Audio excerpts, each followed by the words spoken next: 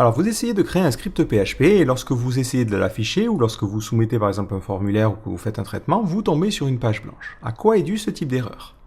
En général, lorsque vous avez cette erreur-là, c'est que le script PHP en question a une erreur et vu qu'il ne sait pas quoi faire, il vous affiche une page blanche. Donc pour remédier à ce problème-là, la solution évidemment, c'est de corriger l'erreur. Mais en premier lieu, il faut d'abord trouver la raison de cette erreur-là. Donc pour ce faire, vous avez deux solutions. Soit vous activez les erreurs en PHP, soit vous allez regarder ce que l'on appelle un fichier log qui va contenir la liste de toutes les erreurs que vous avez rencontrées. Donc la première étape, ça va être de localiser ce fameux fichier de log afin de pouvoir voir les différentes erreurs que l'on rencontre. Donc ce que vous pouvez faire, c'est prendre un de vos scripts PHP. Nous ici, on va prendre le index.php. Et à l'intérieur, plutôt que de mettre votre code, vous mettez simplement un coup de php info. Comme son nom l'indique, c'est une fonction qui permet d'afficher les informations concernant PHP. Si je réactualise ma page, voilà sur quoi je tombe. Et après, vous pouvez évidemment remettre votre code.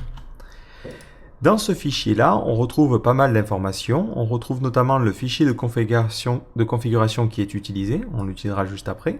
Et on retrouve aussi les fichiers de log. Donc vous pouvez faire un CTRL F et chercher .log. Donc on voit ici que par défaut, on a le error log qui se situe dans ce dossier-là. Ici, je travaille sur WAMP, donc ça se trouve dans le dossier WAMP64, logs phperror.log. Mais si vous travaillez sur un serveur ou sur un environnement Unix, il y a de fortes chances que ça soit dans le dossier /var, /log, /php. Mais dans tous les cas, faites un coup de php info pour avoir la bonne information. Donc ce fichier-là va contenir notre fameuse erreur. Donc si je me rends dans le dossier C, ensuite je vais dans WAMP, ensuite je vais donc dans le dossier logs et je vais avoir un phperror.log. Ce fichier, je l'ouvre avec mon éditeur de texte et il faut aller tout en bas, tout en bas, tout en bas.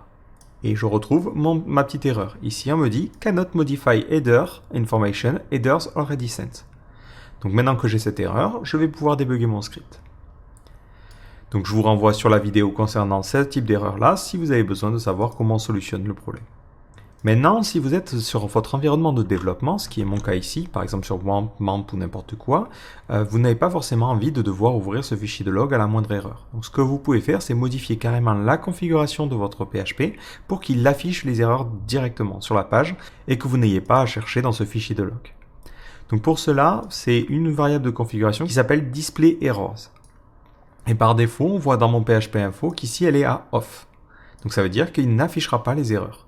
Donc c'est en général quelque chose que l'on va vouloir en production, parce qu'on ne veut pas que les gens puissent voir les erreurs, mais lorsqu'on est en train de développer, on veut afficher les erreurs. Donc pour activer cette configuration-là, il faut modifier le fichier php.ini. Donc modifiez bien celui qui est utilisé par votre configuration. Donc moi ici, c'est dans WAMP, et c'est dans le dossier Apache, parce que j'utilise ici Apache pour afficher le PHP. Donc je vais me rendre dans ce petit dossier-là, donc c'était dans WAMP64, ensuite je vais dans le dossier bin, ensuite Apache, Apache 2.4.23, encore le dossier bin, et hop, là j'ai plein de fichiers, et c'est le fichier php.ini que je vais modifier. À l'intérieur de ce fichier, j'ai toute la configuration de PHP, donc faites bien attention lorsque vous faites vos modifications, si vous faites une erreur dans la configuration, votre PHP ne redémarrera pas. Et là, vous allez chercher display_errors, et par défaut, c'est à off. Donc moi, je vais le mettre à on.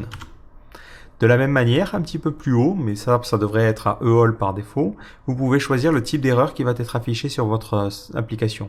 Comme son nom l'indique, EOL permet de dire toutes les erreurs directement. Voilà, donc là j'ai l'error reporting à EOL et le display errors à on.